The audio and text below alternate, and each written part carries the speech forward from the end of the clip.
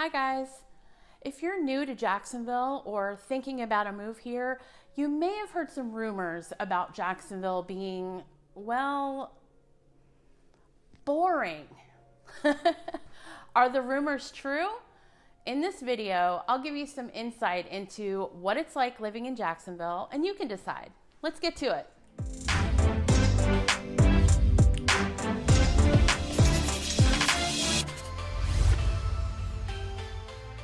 Hi everyone, welcome to my channel. My name is Andrea Delancy. I've been a realtor here in Northeast Florida for 17 years, and I've lived here for over 30 years. Now, having lived here for my entire adult life, I don't know much about how other cities compare to Jacksonville, except for what I've experienced on vacations. But I do know a lot about living here and what there is to do. I talk to people all the time coming from different cities and various parts of the country, and I do hear sometimes that comparatively, Jacksonville's boring. But I think it's all about perspective, and it really depends on what kind of lifestyle you're looking for. I'll share some of my favorite things to do and local hangouts. And be sure to watch until the end, because I'll tell you the one thing that probably does make this rumor true. Okay, so first of all, it's Northeast Florida, which is pretty much like being in Georgia, meaning it's the South. Things are a little more relaxed here, and compared to larger urban areas, it's a slower pace. But isn't that one of the reasons why people come to Florida? As far as top things to do in Jacksonville, if you like the outdoors, the possibilities are endless. And because the weather stays fairly mild, with only a few really cold days during the winter, you can enjoy a lot of outdoor activities year-round. Check it out. Water sports are pretty big here. Since we have access to several waterways, the St. Johns River and its smaller tributaries like Delancy Creek, Goodby's Creek, we have the Intercoastal Waterway, and of course the Atlantic Ocean. This is a great place for boating, skiing, kayaking, paddleboarding, jet skis, and so on. We also have the beaches. Now, personally, I think parking at Jack's Beach is a nightmare, especially during festivals or special events. If you're going for a special event, I suggest an Uber. I really haven't gone to the beach there in years, but it is the closest if you live in Jacksonville. And there are lots of other things to do and places to hang out if you're looking to do more than just lounge on the beach. But for a day at the beach, I actually prefer to drive further south to Ponte Vedra Beach. One of my favorite spots is Michler's Landing. Do not pronounce it Michler's. You'll immediately be called out by the locals. Even if you have to drive around the parking lot a few times to find a spot, I like it there because there are showers and bathrooms, and you have a great view of some of the prettiest luxury beachfront estates. It's also one of the best beaches to hunt for shark's teeth. I also love St. Augustine Beach. It's a bit more of a drive, about 45 minutes from Jacksonville, but it's worth it if you're going to make a day of it. Not only is the water and sand prettier and cleaner in my opinion, but it's so convenient because you can just buy a day pass and drive right onto the beach.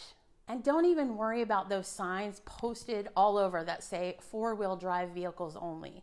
We don't really know what we're talking about. And tourists have a super special skill for driving in the sand. No. Did you know Jacksonville has the largest park system in America? There are over 400 parks and recreational spaces in the Jacksonville area. We also have 7 state parks and 2 national parks.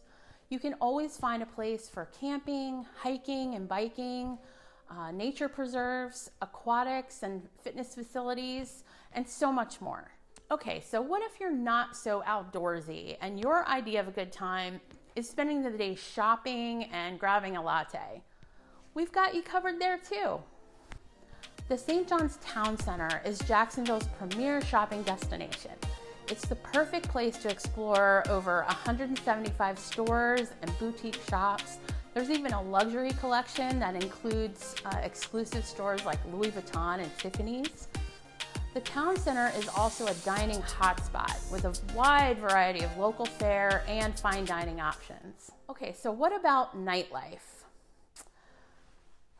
Okay, this is probably the one area where Jacksonville gets its reputation for being boring.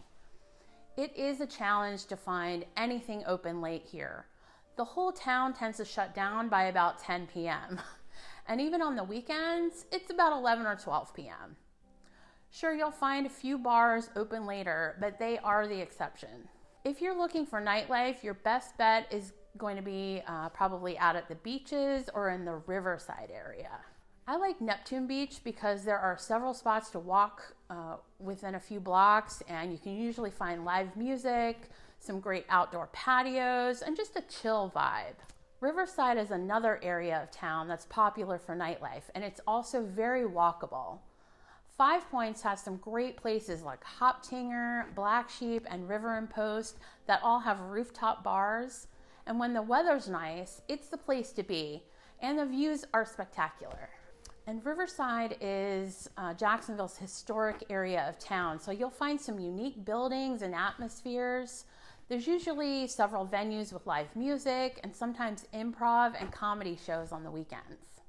And bonus, if you like to go out but still prefer to be home and in bed by 11, you don't have to worry about FOMO because everything will be closed anyway. So there you have it, guys. Even though Jacksonville can be a little lacking when it comes to late night entertainment, there are still a lot of things to do and some great local hangouts. Do me a favor, if you enjoyed this video, go ahead and hit like and subscribe. I post new videos every week about the local real estate market and living the Jacksonville lifestyle. Thanks for watching. I'll see you next time.